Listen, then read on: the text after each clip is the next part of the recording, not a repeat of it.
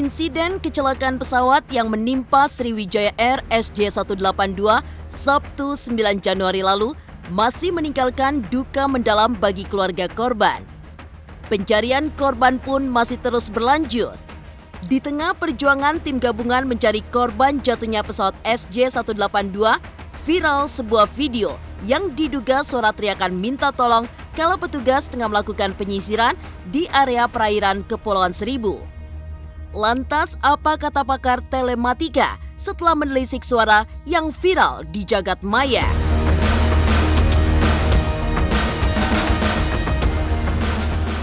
Sementara itu, kemarin 18 Januari 2021, keluarga salah satu korban yang pertama kali teridentifikasi Oki Bisma menggelar tahlilan 7 harian di kediaman almarhum.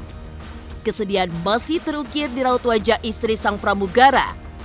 Lantas, seperti apa kesan terakhir para sahabat tentang sosok Oki Bisma?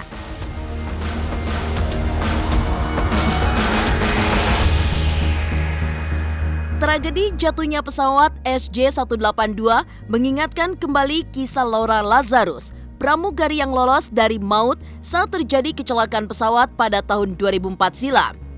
Seperti apa cerita Laura tentang kengerian yang dialami saat kecelakaan terjadi?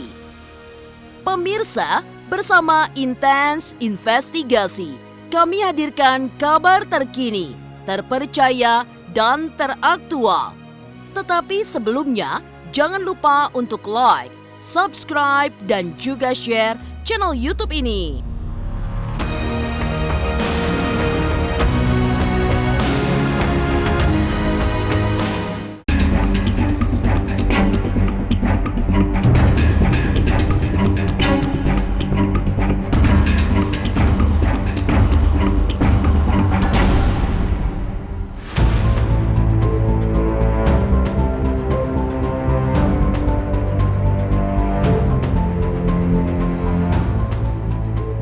Jagat maya kini sedang digegerkan dengan sebuah rekaman video saat seorang petugas sedang melakukan penyisiran korban pesawat jatuh di perairan wilayah Kepulauan Seribu.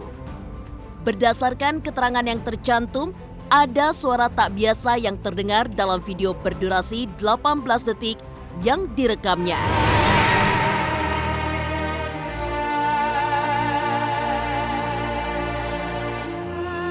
Diduga teriakan minta tolong. Seperti apa kebenaran video tersebut? Lantas, apa kata selebritis tentang video viral yang bikin heboh di dunia maya? Aku nggak tahu sih, jujur aku nggak tahu informasi. Itu kan gimana bang kalau misalnya ada gitu kan bener ada? Ya kalau kita nggak menyelamatkan jiwa kita juga, takutnya nggak membahayakan, ya kita tolong aja. Kalau mengenai hal tersebut, saya nggak mau terlalu banyak berkomentar ya, lebih kepada keprihatinan yang mendalam dan ikut sedih dan gak berani memikirkan hal-hal yang lain karena itu sangat menyedihkan, sangat gak tega gitu. Kalau memang ternyata ada yang terjadi seperti itu, ya kita semua saling mendoakan, turut mendoakan bagi yang mengalami musibah, juga keluarganya, dan juga terus berdoa jangan putus kepada Allah SWT. Kalau menurut saya lebih baik kita mendoakan aja, karena mereka itu korban dari sebuah musibah, keluarganya juga mungkin masih sedang berduka. Jadi alangkah lebih baik kita mendoakan, memberikan semangat dan kesabaran buat para korban dan juga para keluarganya, dan tanpa nggak usah ngebahas-bahas hal yang sebenarnya itu masih, dan saya yakin itu adalah isu yang berkembang dan diviralkan.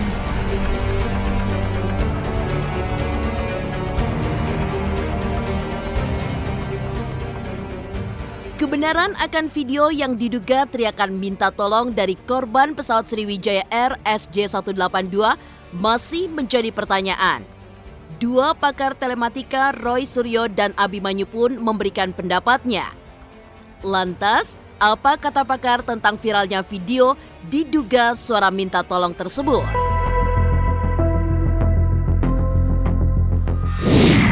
Kalau speed aslinya, nah itu seolah-olah terdengar teriakan. Ini sudah saya perlambat. Ini speed kedua, saya perlambat setengahnya.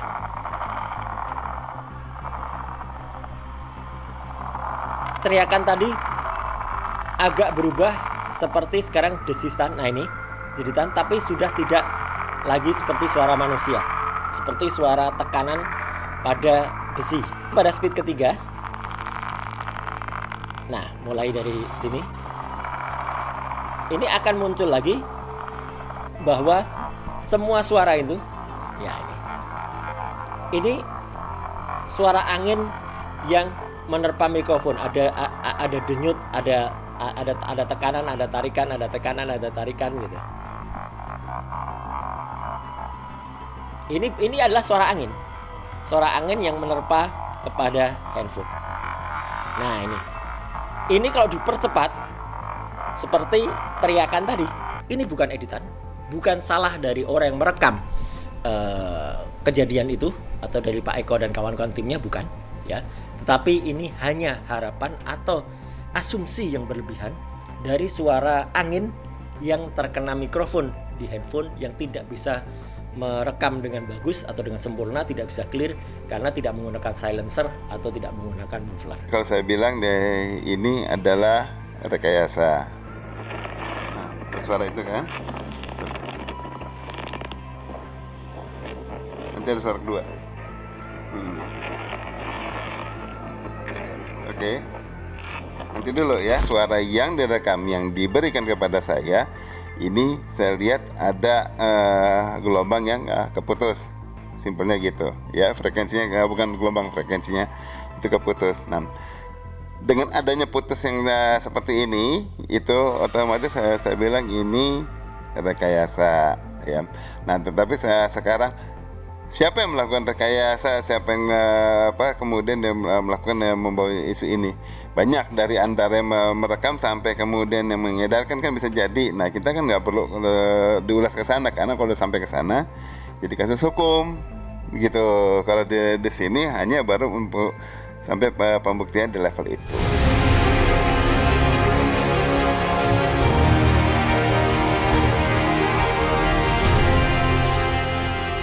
Video yang diduga berisi suara minta tolong masih jadi perdebatan. Doa bagi para korban pun terus mengalir. Lantas, seperti apa duka yang masih menggelayut di kediaman pramugara korban SJ182 Oki Bisma? Pemirsa Intens Investigasi, jangan lupa untuk like, subscribe, dan juga share channel YouTube ini.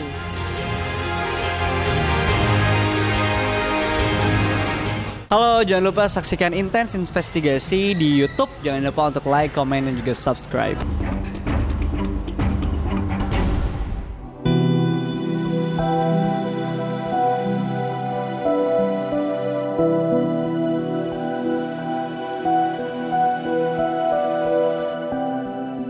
Kesedihan masih menggelayut di tahlilan 7 harian Oki Bisma, pramugara yang jadi korban jatuhnya pesawat SJ182.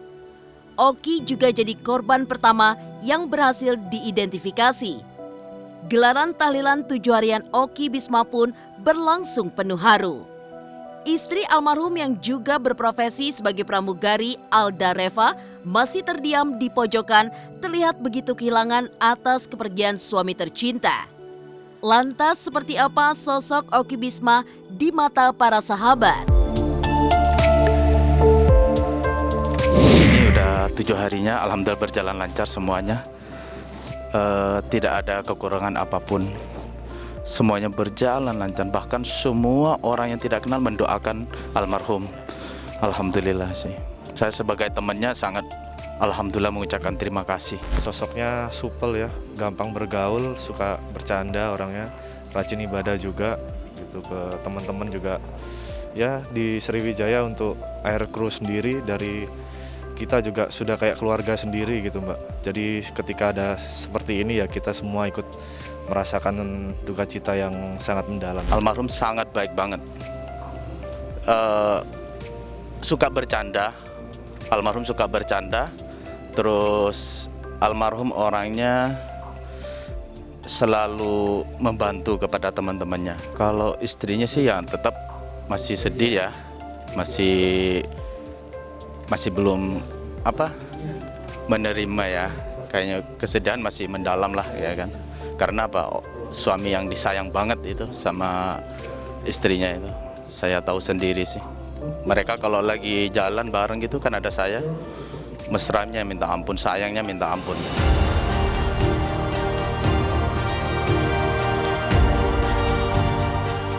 Pemirsa Intens Investigasi, selain keluarga, istri almarhum Oki Bisma, Alda Reva, terlihat sangat terpukul atas kepergian suami tercinta.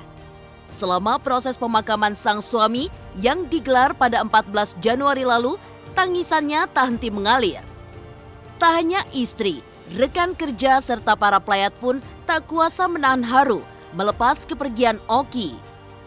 Lantas benarkah sebelum kepergiannya, Oki menunjukkan perilaku yang tak biasa?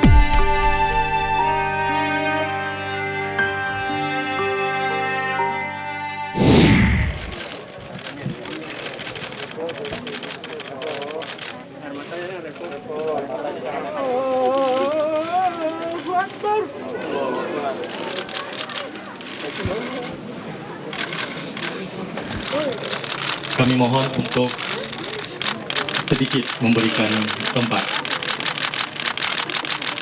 Memberikan tempat yang mulia di sisi mulia Allah. Amin.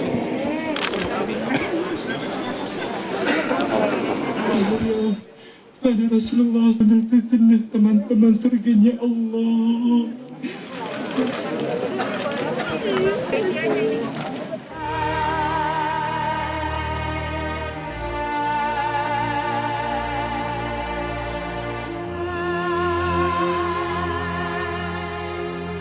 Oki ini memang pramugara yang terkenal lucu di antara teman-temannya, suka menghibur dan lain-lain. Kami sangat merasa kehilangan pramugara kami yang terbaik ini. Mudah-mudahan Oki bisa diterima di sisi Allah dengan segala amal ibadahnya. Sama ibunya sih dia ada rencana katanya mau ngajak jalan-jalan ibunya ke Bandung gitu. Terus mau ngajak ibunya pindah ke tempat dia yang lebih dekat, tapi ya itu baru rencana aja, nggak terjadi. Tanggal 7 Januari dia chatting sama saya lewat WA. Itu biasanya dia kalau chatting itu walaupun lewat WA itu selalu panjang, saut-sautan gitu, panjang, menghibur lah gitu kan. Tapi kemarin itu dia WA cuman 2 baris, dan itu saya juga sempat ya mungkin perasaan gak enak ya. Saya cuma berpikir kok Oki beda gitu kan. Biasanya dia selalu nanya, "Kak, lagi ngapain? Sehat, Kak?" Gitu.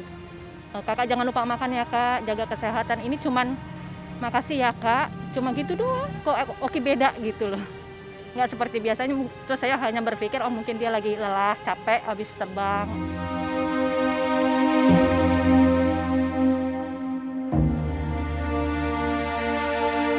7 hari berlalu sejak kepergian Oki Bisma, duka keluarga pun masih kental terasa. Lantas, seperti apa kisah Laura Lazarus yang 2 kali selamat dari kecelakaan pesawat? Pemirsa Intens Investigasi, jangan lupa untuk like, subscribe, dan juga share channel YouTube ini.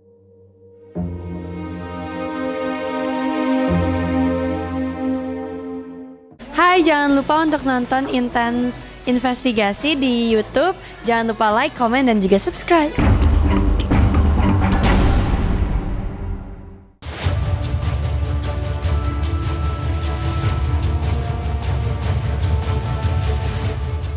Insiden tragis jatuhnya pesawat SJ182 9 Januari lalu seolah membuat luka lama seorang mantan pramugari yang bernama Laura Lazarus terkuak kembali.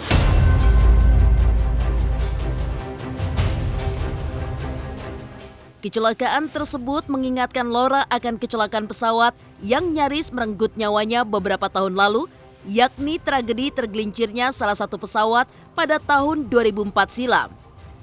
Laura mengaku tubuhnya ditemukan di antara tumpukan mayat saat seorang petugas mendengar jeritan sakit dan minta tolong.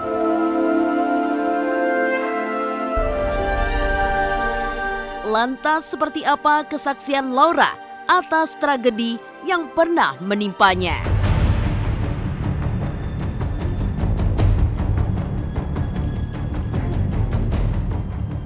Itu sih saya ngalamin koma selama 3 hari dan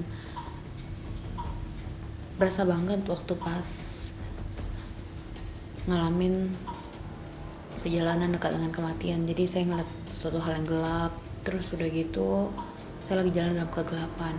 Waktu saya berdoa, bener-bener saya jauh doa, saya cuma pikir pengen pulang aja, pengen pulang ke rumah, ketemu orang tua saya. Dan waktu saya bilang saya mau pulang, Tuhan kasih saya kesempatan satu kali lagi. Nah, pada waktu itu saya lihat ada satu cahaya yang terang banget. Pada waktu ketemu cahaya yang terang itu, sana ada satu suara yang ngomong, kamu harus kembali, masih ada yang harus diceritakan. Nah, pada waktu saya bangun udah ada di ICU. Jadi saya sudah koma selama 3 hari. Padahal yang saya rasa hari itu jalanin cuma hitungan menit aja. Dari kecelakaan itu muka saya hancur, mata saya keluar, tangan saya copot, pinggang saya patah dan kaki saya patah. Tubuh saya bisa ditemukan. Jadi setelah saya sadar, diceritakan oleh pihak keluarga bahwa tubuh saya itu ditemukan sebenarnya udah tumpuk-tumpuk dengan mayat. Agak ini ya, pilu ya rasanya kalau ingat lagi kembali hari itu. Waktu itu diceritakan ada bapak-bapak mau rapin mayat. Nah, pada waktu dia mau rapin mayat, dia dengar ada orang yang merintih, sakit tolong, dan itu adalah tubuh saya. Ngeri banget ya.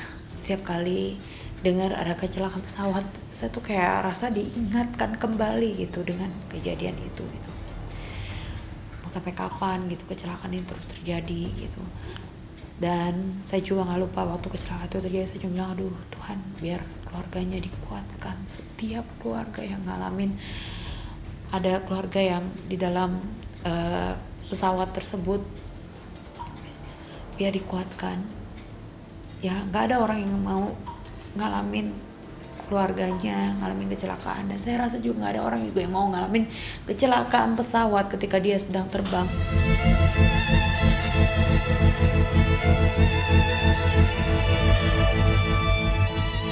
Pemirsa Intens Investigasi, di mata kaum awam, pramugari kerap dilihat sebagai profesi menyenangkan dengan penghasilan menjanjikan. Namun di balik itu, ada tanggung jawab serta resiko besar yang harus dihadapi. Kisah mantan pramugari Laura Lazarus yang mengalami kecelakaan pesawat pada 2004 silam jadi salah satu buktinya. Tak hanya sekali, bahkan Laura alami 2 kali kecelakaan di tahun yang sama. Saya waktu jadi pramugari itu di tahun 2004 dan ngalamin kecelakaan, pokoknya 1,5 tahun terbang ngalamin kecelakaan 2 kali dengan pesawat yang sama. Yang pertama, yang kedua sih itu memang benar-benar terjadinya cuacanya memang buruk, terus memang pas kecelakaan terjadi juga menakutkan sih kalau ingat lagi sehari itu. Nah, yang pertama nggak luka-luka. Yang kedua yang luka. Ya, kita supaya evakuasi, dan tentu kita mau setiap yang ngalamin kecelakaan itu pasti ada yang selamat. Tapi ketika saya sendiri yang mengalami, saya yang selamat dari kecelakaan pesawat itu, 16 tahun saya masih harus menjalani pengobatan, dan ini nggak mudah. Jadi saya selalu punya pandangan dan pemikiran Tuhan tahu yang terbaik.